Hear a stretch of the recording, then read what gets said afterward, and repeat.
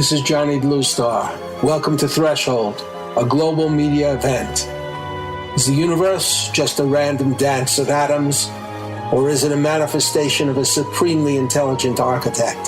Can its purpose, or our purpose here on Earth, be adequately assessed? Can we commune with it, know its intentions, cooperate with its direction?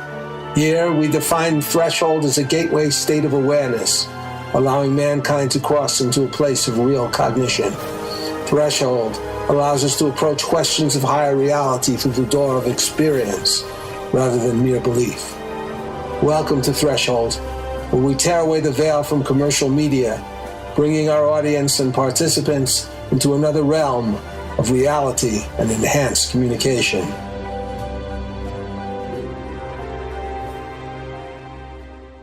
We're back on Threshold Radio with novelist attorney Ken Eade, whose latest novel is Beyond All Recognition, the latest in a series of Brent Marks legal thrillers. Also back with us is Sarah Westall, a multi-talented business consultant, technologist, and host of Business Game Changes. Welcome back. Well, it's a pleasure to be here. I'm always happy to join in on this. This is fun. Yeah, thanks for having us, Johnny. I really appreciate the opportunity to come and talk to you. The title of the show is The Sheeple Awake. The nominations and their aftermath. There are no longer any more presumed candidates for the presidential office, as we were speaking of Trump and Clinton before the nominations. The people have spoken, although what that means is being questioned on a dizzying number of levels. I think it is important that we disentangle various events, disclosures, and behavior during this period to assess what the State of the Union is and how it is healthy, but also how it is still broken, how it could be fixed. Well, how do we evaluate the extreme activity and enthusiasm of both Sanders and Trump supporters? In what way is this beneficial towards the restoration of representative government, and in what ways does it portend contentiousness and discord as to the meaning of that type of government? If the people don't have their act together, will the absence of corporatocracy really be enough? Does that protect us from another form of demagoguery? What do you think? Sarah? Well, I think that people are angry. They're angry. They don't think that the government is supporting them or doing things for them. They think the government is doing things for the elite and not for them. And I think that's happening across the board. And they're angry. And I think it's actually a healthy thing if it doesn't turn into civil unrest at a more extreme level, if we can turn it into something productive. You know, one thing that Plato warned against was democracy. And not that I agree with Plato, but he did bring it up as you know, because sort of the uneducated, quote, rabble will go ahead and get things that are not really favorable to the people of the country. And is that a danger? We have several different sides in crass opposition to each other. Well, go ahead, but I agree. I think it's a danger. I think that what we've talked about many times on this program is the importance of education to the electorate. I'm not talking about making everyone putting everyone through a university degree program, but just giving them the basic tools that they need to figure out what's going on. And I think that people are angry. I think it's beneficial that this has been brought to the top. But I think it's important to note that it's going to be business as usual with the elite and the way they do things. Because until you get to your local representative, which your senator and your congressman, and you get them out of there, if they don't agree with your policies and your points of view, it's going to keep happening. Yeah. And so in other words, people actually need to do things that make a difference, that are constructive. And the elites aren't going to listen if it just seems like it's bad. You know, they're not going to do things that are bad for them. And so the people need to come up with ways to figure out how to get laws and things through that help. And they do that by being more active at the local level. I mean, it's a big It's a big production, this presidential election, but that's only one form. That's only one of the three branches of government. The part where you have the most say is the one that you can go drop by their office and talk to them. You can send them an email. You can call up and talk to one of their staffers. This should be being done. If you don't like something, you should go straight to your congressman and say, or congresswoman, and say, I don't like this, and I want my position to be noted. And they care about that because they count the votes. If there are enough people don't like something that they're voting on, they won't vote that way anymore, no matter what they're getting, because that means they're not going to be in office in another couple of years. I want to quote from a book called Hoodwinked by John Perkins.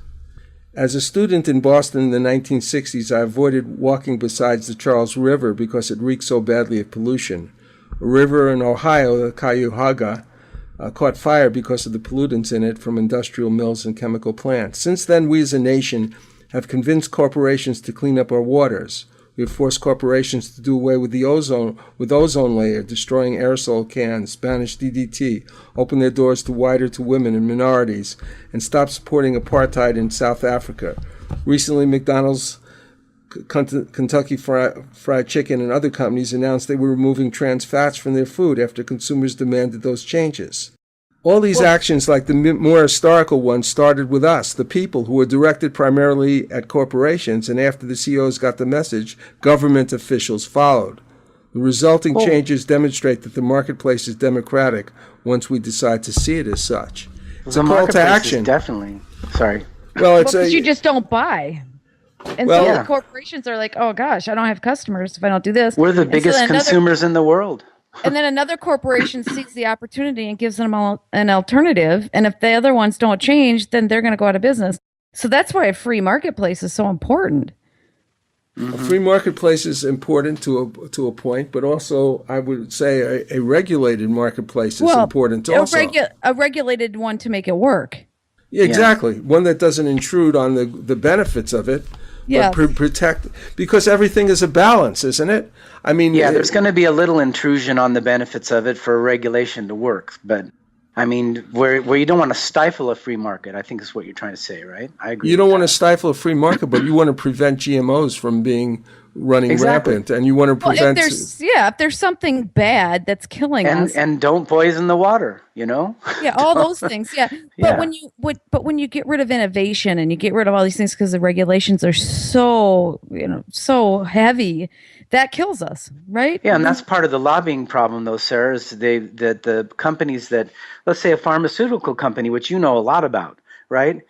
There's all kinds of new innovations in drugs that can help people, but we're never going to see them, because the old school people who have the solutions that have been the solutions of the past, 20, 30, 40-year-old stuff, won't let them. Well, the really weird thing that I haven't quite figured out is that the average person listens to the establishment as if it's just gospel truth, and they won't listen to alternative things. They're afraid to do anything that's not come up from the establishment. And, because you can educate and you can get all this, but it doesn't seem to work for so many people, because there's, like you were saying, there's so many alternative solutions, and they won't let them. They go to other countries or they do all these things. But I can't tell you how many people I've tried to talk to that I've directed to different things that I've known about that's being done in Europe, where they have amazing healthcare, and the people just won't listen because it's not the establishment are preaching that it's bad. I think that, you fall back on the idea that what the founding fathers said, that we're going to have a representative democracy, and possibly there's going to be a kind of minority that's informed and educated, and that will really further the democracy and the value of the government. So if we have an educated and informed citizenry, it doesn't necessarily have to be the majority. It has to be an activist informed citizenry. Well, when if the citizens are more informed, they're going to listen more to the activists. Right now, they're just being spoon-fed stuff. And the one of my pet peeves, what just got passed through Congress, where I'm trying to say, people find out what your people are voting for, is the DARK Act. It's the so-called GMO Labeling Act, and it's basically what Monsanto's decided to put in as legislation so that people don't know what's going into the food. That And is the right. states are being removed from the power to be able to label GMOs, which is taking away local control, states' rights. So, get involved. Well, I want to mention that, getting back to the events of the day, prior to the actual nominations, there were multiple incidents for each party, intensifying the tensions. Before the actual conventions, of course, there had been the huge, often physical clashes between the pro-Trump and anti-Trump forces and accusations on both sides. Some of the animosity of these two sides were mirrored at an amazing confrontation between Alex Jones and his companion Roger Stone, arch-Trump supporters, when they visited the Young Turks table with Cenk Uygur. Here's a short clip of it. What, the Saudi Arabians are funny enough, you little jihad? Hey, first of all, let me explain something, all right? Bullshit. Hold on. We're against Saudi Arabia, you dumbass! We talk about that all the time! Oh, really? We talk about that all the time! You don't know shit! What do you think, the lizard people are in charge? No. Is that what you think? Hey, you're pissed because we're kicking your ass. Is that what you think? You're the anti-liberal and you're pissed. Bullshit! We're being nice here. You know what I care about? I care about the American people. Good. You're the one flipping out. Anybody hurt anything? I'm not worried. I'm going to get the fuck off my stage! Get out of here. Get out. She's right here. You're the one that did it. Hey, Alex, I got it. Thank you so much. All right. That is the craziest shit I've ever seen. Oh, shut up, you loser. Stop. Hey, unless you're staff, clear their space, guys. It's their space. Well, what do you think about that? What do you think about that little event? I think they're crazy. I mean, come on. Why if they're not going to get anything accomplished by screaming at each other, they're making the average person think they're crazy. I think that's true, and it was an unfortunate thing on both their parts. But there's also the aspect of the lack of clarity of what doesn't they're it go with the whole climate of what the Republican National Convention was all about, and that was like it was a big reality TV show. I mean, if you've let the thing deteriorate to the point where it's a big free for all. I know that my wife's Russian, and in Russia they've got a program where people just kind of scream at each other, and people love it. So this is kind of thing that is going to be great for ratings for Alex Jones and the Young Turks, but it surely will not be, good yes. not good for the people. We're gonna. Oh, go ahead. It's not good for the Republican Party, I don't think. No. Well, let's take a break now, and we'll be right back. Patty Greer journeyed to England to investigate crop circles, eventually becoming a filmmaker, chronicling this phenomena and serving as a kind of intermediary between the unknown creators and a humanity on the brink of global disaster. Hear her complete story by visiting Show 1, Patty Greer, Crop Circle Mysteries, in our Threshold Radio archives in Vegas, allnetradio.com, and YouTube. Here's one of her songs.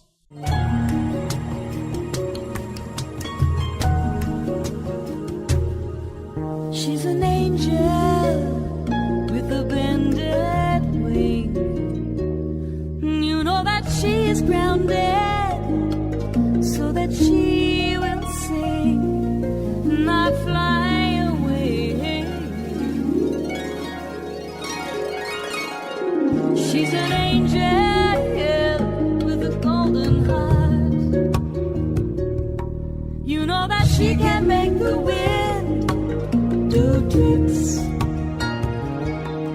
all around you. Autumn wind, all the angels flying low. Autumn love, you can feel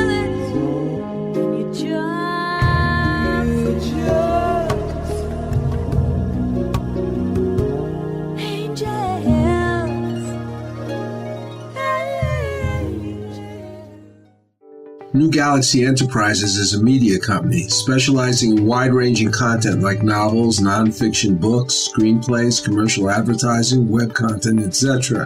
One of our most esteemed providers is illustrator Robert W. Zalo. I work on all my most important projects like book covers, logos, web design elements with Robert. As an illustrator, he worked on the Ignatz-nominated comic book, The Expert's Guide to Killing Things That Go Bump in the Night. His skills encompass advertising, magazine illustrations, gaming, comic books, TV production, and scenic painting.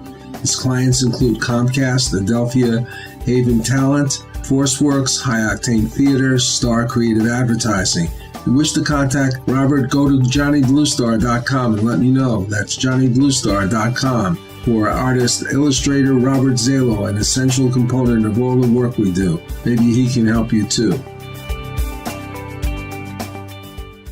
The following is from West Side Warrior, the memoir of Ray Boylan, a Korean War veteran and crime fighter. He was there fighting in the world's coldest battlefield when the Chinese communists invaded. Desperate squad members ran past our foxhole yelling, "Get the hell out of here, there's too many of them!" Again, we saw the Chinese soldiers charging in with opium-induced mindlessness, oblivious of our bullets. Again, we heard the bugles and whistles. Climbing out of our foxhole, Bob dropped 2 hand grenades behind us, and I threw one over my shoulder. Bullets whizzing by our heads, Bob and I became bolts of lightning flashing across the mountainside. Like a hideous film, desperate scenes like this played out on the Tokong Pass for 3 days. Sometimes I played in the scene. Sometimes I could only watch and wonder if it were real, or if I'd be suddenly jolted out of my trance by an RKO usher saying, "Hey, did you kids sneak in here?" To acquire this book, Google westsidewarrior.boylan.kindle. Boylan is spelled B-O-Y-L-A-N. That's West Side Warrior, Boylan, Kindle. One of the chief problems on the Trump side was the lack of backing of the Republican establishment for his nomination. And there were attempts to change the rules so that the popular vote he had acquired could still be put aside and another candidate nominated. Paul Ryan, the Speaker of the House, threw in the towel rather late, but ultimately endorsed Trump, and also Chris Christie and Ben Carson, both of whom had been rather tremendously insulted. What do you think motivated these establishment politicians to stand firmly for someone they had so strongly rejected, like Ben Carson, as I mentioned, who had been really humiliated by Trump, or Ryan, who had taken strong objections to a stand against Mexican judge even after he did endorse him? I think they had to. It's part of their pact with the Republican Party, and the leaders of the Republican Party pretty much put the screws to him and say, if you don't support your candidate, we won't support you. Yeah, well, I mean, they've got to back the winner because they're not going to change over to the Democratic Party, right? So they got to back the winner, and the winner right now is Donald Trump. So they want to be there when all the prizes are handed out. But it didn't affect Jeb Bush, right? And it didn't affect Cruz. Well, Jeb Bush is from a dynasty. I mean, Cruz kind of wanted to straddle the line. I agree with Sanders. I mean, you don't have to endorse the person. It's a democracy. You can disagree, but he did congratulate Donald on his nomination. He just didn't come out and give him a big kiss like in the billboard. Yeah, People were mad. They booed him off the stage. Yeah, it would seem like they might respect him because he was an opponent of Donald, but he had taken that pledge also. But but he was up there and did congratulate him, and he spoke. Yeah, what more do you want? Yeah, I think that it shows. It was such a Donald Trump show. I mean, it was and from the beginning when he comes out to "We Are the Champions" and the shadow reveals that it's him. I mean, it was ridiculous. It's actually kind of funny. He hadn't even been nominated yet.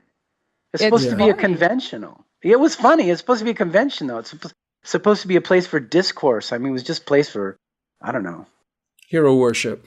Yeah. Did it seem as the convention time approached that Trump often somewhat softened his positions a bit? It almost seemed like through various manipulations that he was actually trying to say he was the candidate that cared for minorities, as of course if they were American.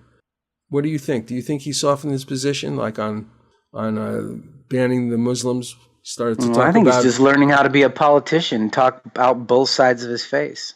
Mm-hmm. I think people are this is my view on the Democratic Party and their strategy.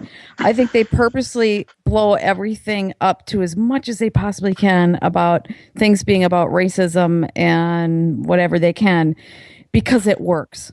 That's what a lot of their party strategy is. And so now Donald Trump has some issues. He's an older white guy that's in a pretty traditional, industry that talks and operates in ways that are not necessarily diverse. And he's getting a lesson learned, but I don't know if he's as bad as people are making him out to be, because I think they're blowing things out of proportion on purpose. But he needs to learn how to do a much better job at that. How to represent. I disagree. I think he's as bad as, maybe not as bad as the Democrats say he is, but he's bad. He's a xenophobe. He's a xenophobe. He's a racist. I think if he's similar to many people of that generation. To many white Anglo-Saxon Protestant people. Because they grew up, the culture is such that's they just don't realize that they're like that. And those are the people who are supporting him in earnest, and he really has to speak to them and tell them what they need to hear. That's what he does. Yeah, he's an educated man, and he's been dealing with heads of foreign nations. For an educated man, he's got a pretty poor vocabulary, Johnny. Well, he's an educated man. The industry is into. Go ahead. He's associated with people in government of all countries. He's been in touch with CEOs for years. He's sophisticated enough and has made enough positive comments about minorities and so forth in the past that you have to think that he's actually maneuvering this, or had maneuvered it, so that he could get the nomination. Because the kind of people who are supporting him are generally people who are sort of blue collar and sort of are sympathetic with not liking certain other types of non-white people. Yeah, well, he definitely came out and tried to grab the gay vote for sure. Yes, and which is kind of a weird thing. I didn't expect him to be so vocal about that. Well, that's what makes me good for him. Good for him. But that's what makes me think it's not as bad as people it's just there's something weird there that isn't quite as it seems. Well, it may be true he doesn't know what he's doing. But you look at his kids, and his kids are just so well raised, I don't know how else to say it. They're just very put together. And let's hope so, because it looks like they're going to be cabinet members if he makes it. Oh, jeez. and it's dangerous to talk about banning all Muslims. You're inviting terrorist responses. You're inviting people in this country to be scared of being overly surveyed. It's also not cool to be. We need immigration reform. That's true. Both parties have acknowledged that. But it's bad to create an anti-immigration feeling in America. We need immigrants. The country was built on immigrants, okay? The Native Americans, there's not very many of them. It's mostly us immigrants and generations from immigrants. And right now the present immigrants are doing the jobs that nobody else is going to do. Well, and exactly. They're contributing. Everybody's to the an economy. immigrant of some kind. You're talking about the Hispanic or the Mexican. Of course, but we have to have the Mexicans. But people are blowing things out of proportion. Because, for example, Mexico being mad as heck about that wall and stuff, but they're creating a wall on their southern border. Well, that's true. So you start. It's all hypocritical, and there's a lot of countries that have created walls to do that. And as far as banning all Muslims. Now, that's not, to just ban all Muslims outright, that's not good. But to be more careful and to say, okay, we know that there's absolutely. an issue. And to say, until we get a grip on this, and I think he said it in just such a poor way, until we get a grip on this, let's just not let them come in left and right. Let's stop it, get a grip on it, and then restart it. Well, that's not how you do it. The problem is they've got a national database that identifies everyone who's at risk, and then the FBI's got one as well. But none of the different organizations, none of the acronymic alphabet soup organizations work with each other.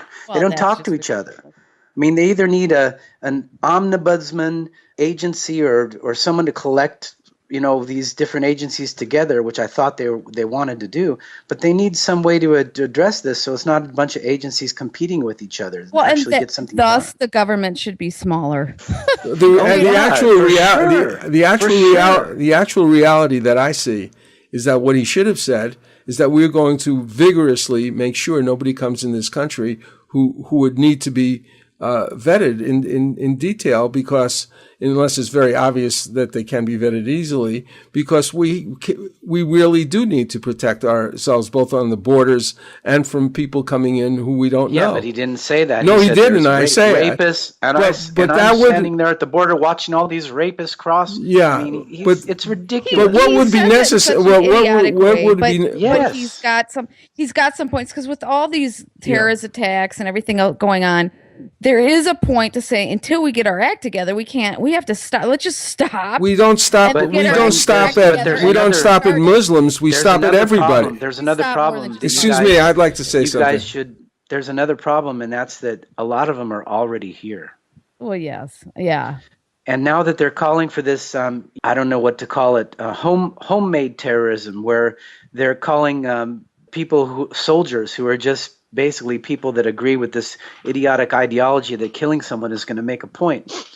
And they're taking cars and guns and whatever they can and going and killing people. They're already here. I think that what we needed to do was vigorously, vet everybody and really close the borders now.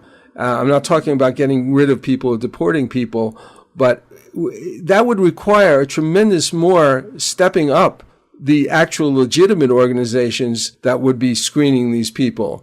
It doesn't mean having this kind of activity going on in airports, or it doesn't mean massive surveillance. It means real detective work and real structured real work, not just show off. Not just show off work, and not the work that has the actual effect of destroying our citizens' rights, but taking advantage of what we know about investigating criminal activities, or it's a much harder thing to do.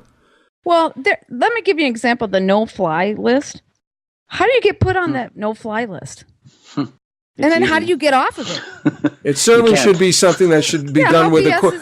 You should have a court. You should have a court. You should have a court order. If you're going to restrain people, they don't. So let's say they don't like my policies. They don't like. I'm just a pain in the butt. They're going to put me on a no-fly list, and so I can't finish doing.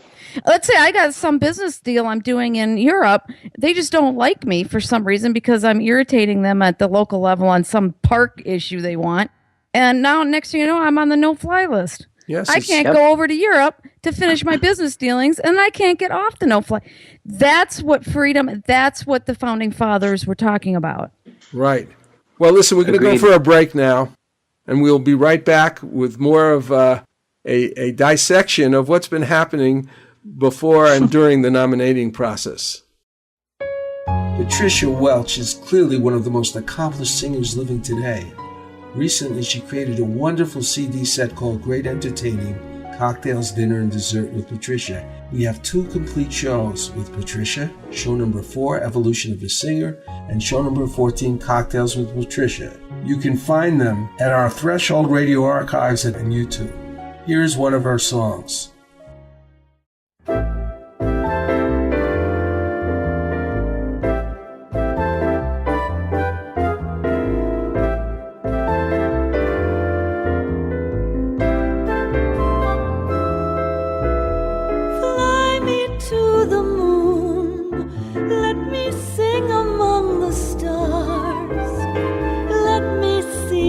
Spring is like on Jupiter and Mars.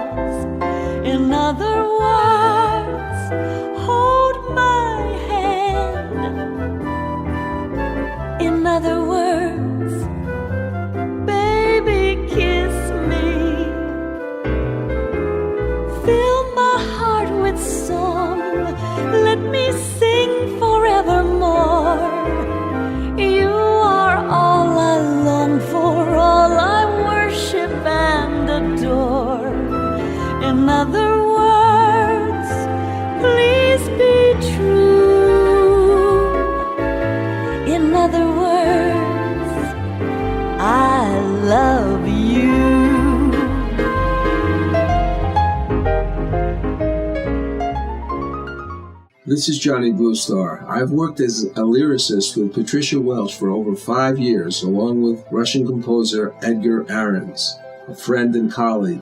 Her ability as a singer is simply amazing. She brings a unique and dramatic flair to every song she sings.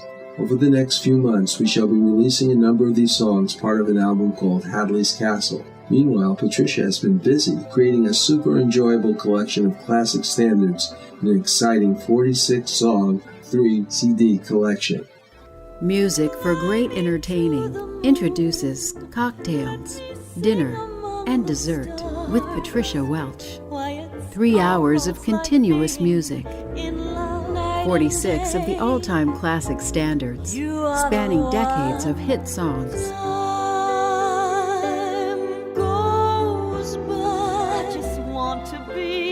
Going to a friend's home for dinner? Cocktails, Dinner, and Dessert with Patricia also makes the perfect hostess gift. This 3-CD compilation is the perfect background music that sets just the right mood for any dinner party. I'm crazy for feeling so lonely. There was a boy, a very strange, enchanted boy. To purchase this album, just go to patriciawelch.com/CD. That is patriciawelch.com/CD. You won't be disappointed. It is the 15th century. El Tesoro de Cielo, a Spanish treasure ship, sends a scouting expedition to a strange island. Golden statues surrounding them prove the enormity of their find. Suddenly, hordes of ghoulish creatures with scaly green flesh and skeletal wings descend upon them from the sky. What do you think of this, Rufio? These creatures are fragile, Captain. We can take them with our swords. They seem supernatural. Who knows what powers they possess? Fallen angels, weakened by their treason. My God! Are you saying they're Nephilim, the devil's host? I'm saying, whatever they are, we can take them. Do any of you cowards dare join me? Up against sharp knife-like nails and hideous fangs, the men's swords rip into slimy green flesh. Though black blood pours copiously from their half-naked bodies, creatures miraculously persist. Can the crew survive this bloody, cursed battle? Find out more by Googling The Thrice Born, a new sci-fi supernatural novel by Carlos Lopez Avery and Johnny Bluestar. Google with the words Carlos Johnny Kindle, The Thrice Born. That's Carlos Johnny Kindle, The Thrice Born. Well, listen, if Trump softened his positions before the convention, did Hillary almost do backflips as she moved forward on things like the minimum wage, student loans, the Trans-Pacific Partnership, and other matters? What do you think? I think she had to make a deal to try to get Sanders supporters because I don't think she can win the election without him. So there was some negotiation done, and Sanders actually made some of his points into Democratic platform. I thought it was interesting that when he presented himself at the convention at the final moments, he was saying, Hillary Clinton understands that the FTT. He said that before when he first, he started to beginning to endorse her. Yeah, when it's obvious that Obama is in favor of the TPP, it's that's interesting that he did that dig. Well, yeah, he's purposely doing that to force her to have a certain position. I think that's great. Yeah, me too. I thought his speech was fantastic. I thought that he made the points about this election is I did this, I'm disappointed, but I did this to make some points, and the points are that the middle class is becoming the poor class, and the elites becoming the only one that's making any money in the country, and went on to all the other issues that are important to him and said them all. And I think it was great the way he did it. Yeah. I think the power is that once she gets in office, she has to be more careful than probably any president has ever been about everything she says and does, because people will be watching her like a hawk. I think Trump is in the same boat. Oh, yes. Yeah. Definitely, you're right. I mean, there's so many things that he can't deliver on because they're just undoable. Well, that's what You have to admit, that's what all politicians do during this cycle. And then they promise all kinds of stuff they can't do. Yeah, you could go through every single past president, and it's the same way, unfortunately. Mm-hmm. But part of it is they just can't. You know, you look at what they say, they could fight for it, but they don't have the power. Well, I don't think there's ever been... For example, there's some things that he can do that I'm afraid that he's going to do, like impose tariffs on Chinese imports and stall the world economy and stop issuing visas for 150 days. I mean, those kind of things scare the crap out of me. Well, your main problem is that, like with the tariffs, you can't just put on these tariffs because there ain't no infrastructure, manufacturing and infrastructure here to fall back on. That's a good point. It's going to take a long time. Put all these people to work if there's no factories that are producing. Well, any of this I stuff understand anymore. where he's coming from. We're matching the government subsidies that China's giving their factories with tariffs, and so we're balancing that out. That makes sense to me, because China's subsidizing all these things so that we can't compete. And so but it's going to hit the already poor consumer too hard.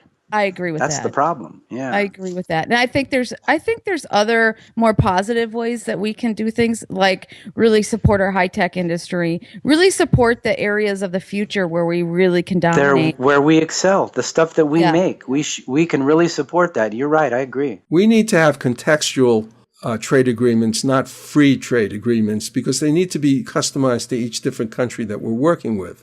I agree, and I would add, Johnny, also they shouldn't be customized to what corporation wants to make money. They should have. If we're going to have a trade agreement, it should be balanced. It shouldn't be just for corporate profiteering. And it shouldn't just be for American profiteering, right? I mean, it should be. No, we should be looking at part of it. I mean, that's part of it, but the other part is we've got to pay attention to our standards, like our child labor laws, our laws not to offer poisoned food. I mean, we can't obviously have to have standards, and those standards have to be in those agreements. Ultimately, I think that if you're going to have a world that actually works for everybody, you're going to have something like you're going to have some kind of trade zones.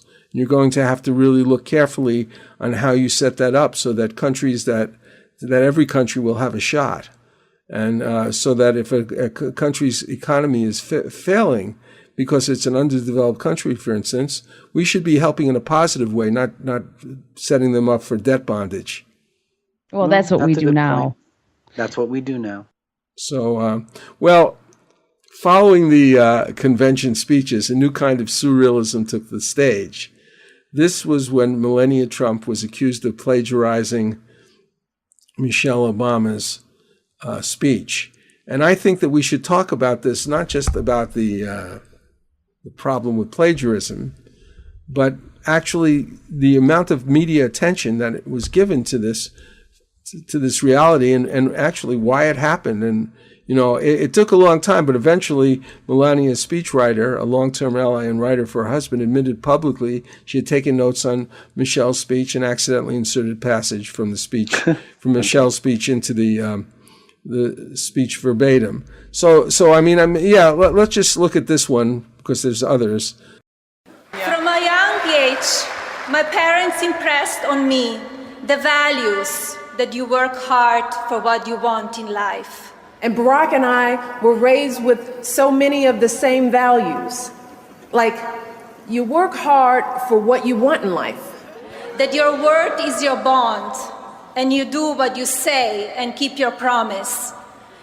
That you treat people with respect. That your word is your bond, that you do what you say you're going to do.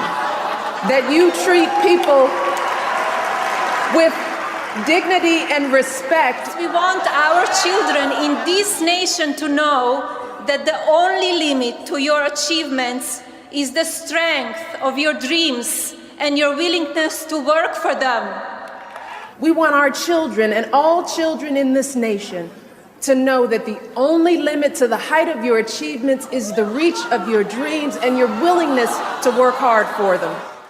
What does it mean? Why was it so important? And what does it show about the process of these people copying so many democratic sort of sound bites verbatim from other people. I don't think it's a meaningful copy. I mean, what they copied was something that was pretty generic and pretty awesome. I mean, it was just what everybody wants for their children and how to be a good person. So what was copied was kind of cool, and it doesn't really have much meaning towards policy. So it's, in the end, it doesn't mean anything. And if anything, it means that their speechwriters were sloppy and they have some cleaning up to do with their speechwriters. Well, I heard one they could have just attributed it to Michelle Obama, because those were almost her exact words. As Michelle Obama said, Yeah, exactly. that fixes it. That would fix them too. They're not policy. They're great words. I don't know why they would have possibly copied it. I think that's dumb, but it's kind of a trivial thing, I think. Well, that's not the only claim of plagiarism about her speech. Trump's son was also said to have plagiarized some phrases, but in his case, his speechwriter said the passages in question were taken from articles that the speechwriter had written. So it's okay for him to plagiarize himself and give it to a leading speech in a convention. But here's another example. There was other forms of repetition beyond just Melania Trump. And so we're going to play two videos here. You can play them back to back. So Daryl Glenn, Senate candidate in Colorado, and then Tom Cotton, who I'm sure that you heard of, one of the big up-and-comers in the Republican Party, had callbacks to previous Democratic speeches of their own. So let's play those two videos now. Mr. President, I have a message. This is not about black America, white America, or brown America. There is not a black America and a white America and Latino America and Asian America. This is about the United States of America. There's the United States of America.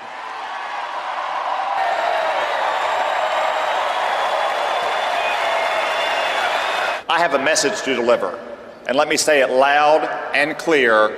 Help is on the way. To all who serve in our armed forces today, I say help is on the way.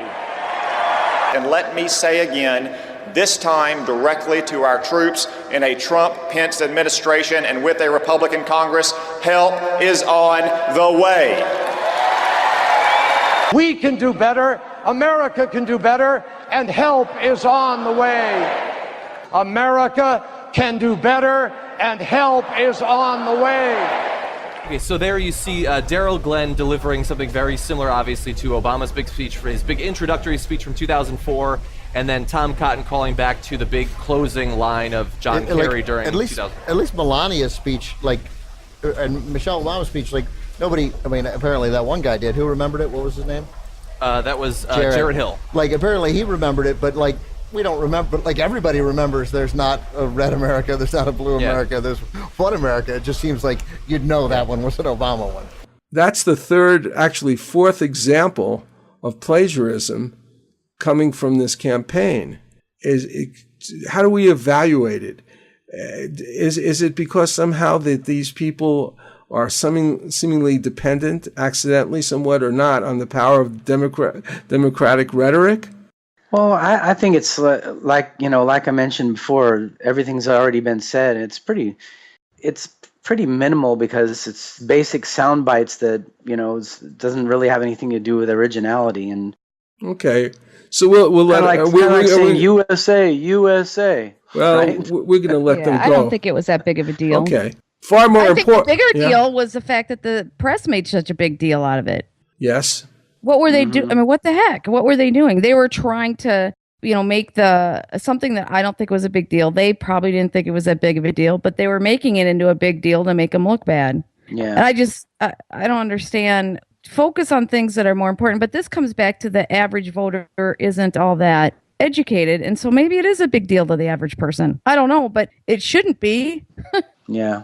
Well, we're going to get into far more important things in a few minutes because there are issues surrounding this email scandal that really, I think, need to be discussed and that point to possibilities of further corruption, but also point to either the strange presence and absence of the press in this particular situation.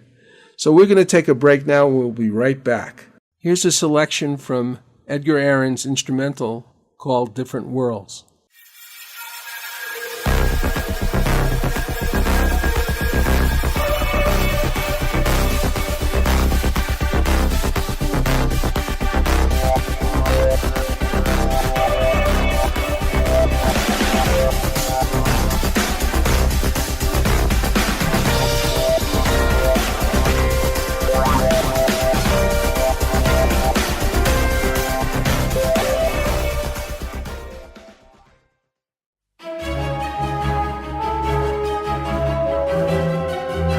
I've worked with Russian composer Edgar Aaron for quite a few years, building an inventory of songs, many of which feature singer-performer Patricia Welch.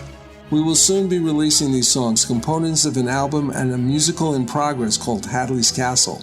When Edgar and I first got together, I was amazed by the brilliance of his musical scores created for movies, TVs, and animations.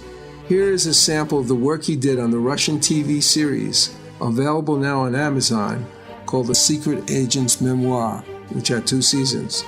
This score is called Escape and was created for the first season.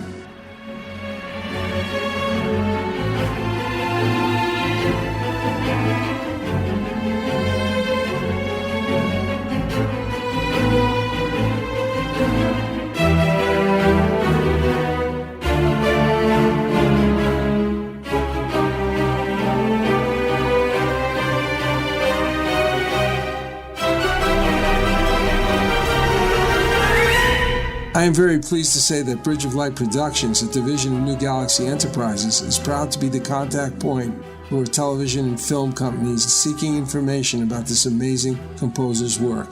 If you're in the entertainment business and wish to know more, contact me at johnnybluestar@gmail.com. That's johnnybluestar@gmail.com.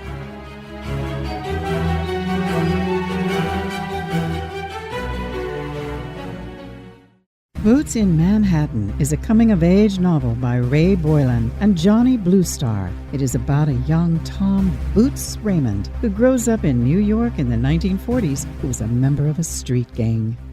My friends and I were about to start our own game of stickball when Rabbit Lacey, the head of the Rattlers, came up to us and tried to move in on our game. We were called dwarves, the youngest members of the stupid gang. Hey, Kevin, I need you to get some gloves and some stuff I left at my place. No, this is our game. Hey, are you my good little dwarf or what? You've been calling me a dwarf since I was 6. We're not your personal slaves, pal. Hey, what is this? A dwarf rebellion? All right, big guy, we ditched the dwarf thing. We make you guys regular rattlers. No, it's too late. He looked at Jay and me. We looked away. Rabbit was now angry and he pushed Kevin hard with the palms of his hands. Kevin tried to ram him in the stomach, but he stepped aside, throwing Kevin into the curb where he fell to the ground, bleeding profusely at the knee. Still, he managed to get up. My street. Kevin shouted at Rabbit, pointing at him with an angry index finger. Find out more by Googling Boots in Manhattan, a 1940s coming-of-age novel, part 1 of the novel series The Foot Soldier by Ray Boylan and Johnny Bluestar. Google with the words Boots in Manhattan, Ray Johnny Kindle. That's Boots in Manhattan, Ray Johnny Kindle. My company, New Galaxy Enterprises, is a California corporation specializing in the creation of media and promotional content. We are focused on original, innovative projects that are good for humanity. These projects could be nonfiction books or novels, fictional screenplays or documentary content, websites and website content, commercial advertising content for print, audio, or video products on the internet, television, or radio, musical scores for advertising, television, or film, video, audio editing, etc. We want to promote products and projects that support the environment, encourage a healthy experience in living, developing, nurturing, and useful technology, and offering platforms for positive, socially constructive entertainment or informative, transformative media. Our experience in creating a variety of products like this is rather vast, and we offer client-based and collaborative products, as well as the opportunity of active investors to join us in the creation and promotion of proprietary products, some of which are in latter stages of development. For more information, go to www.newgalaxyenterprises.com. That's www.newgalaxyenterprises.com. If you're interested in talking to us, just fill out the contact sheet and we will get back with you.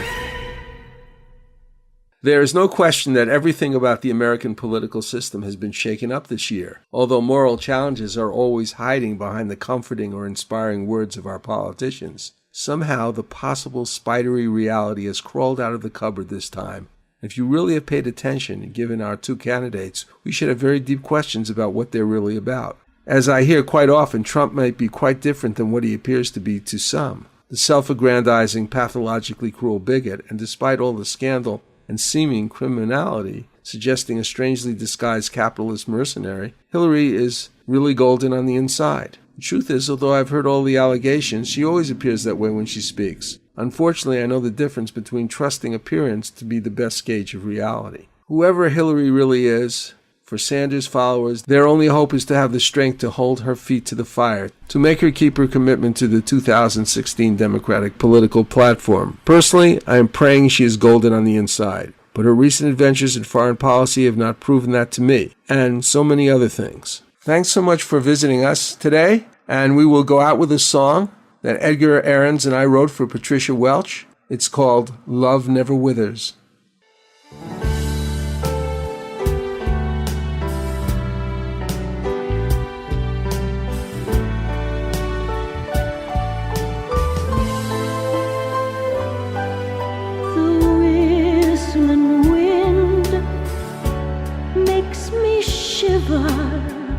Its great shrieks make me cry.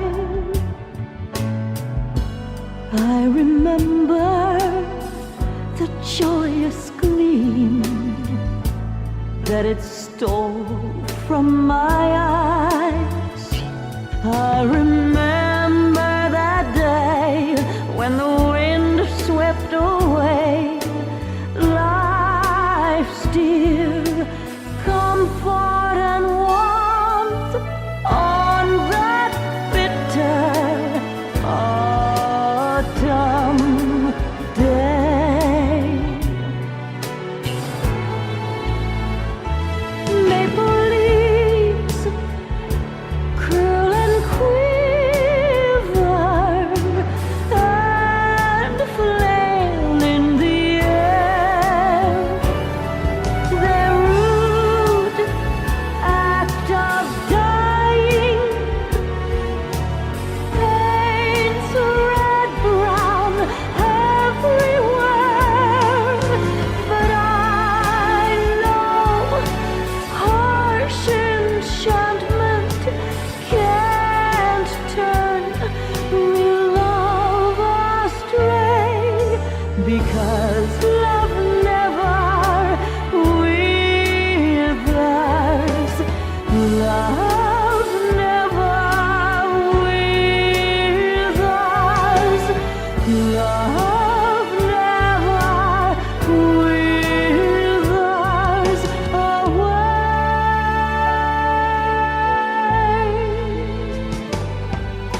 The wooden horses coyly pranced as we slid through the night to the carousel's ruckus dance, far from destiny's light. Silly children we played, but forgot how to pray. We were trapped in ourselves, and we couldn't get away. Memory haunts me in the shadows of sleep. The promise we buried, we swore we would keep.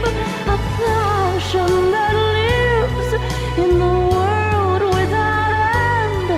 My love, we can't fail this promise again.